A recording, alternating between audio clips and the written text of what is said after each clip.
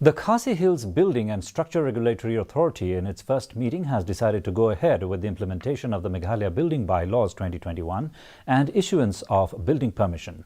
Talking to reporters after the meeting today, KHADC Executive Member in charge of Building Bylaws, Paul Lyngdoh, said the Council is trying to expedite the process for issuing of building permission in areas within its jurisdiction. He said that the Council will implement the Meghalaya Building Bylaws 2021 until the Council has its own set of bylaws in conformity with the state bylaws. Lyngdoh said the fresh applications are currently being scrutinized for issuing the building permits.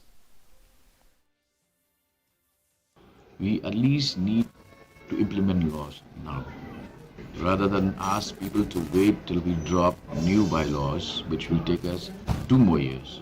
And then in 2 years, you will lose more and more land to buildings that come up, taking advantage that there is no authority in place. So exercising authority now is so primary, is a matter of priority. The National Commission for Women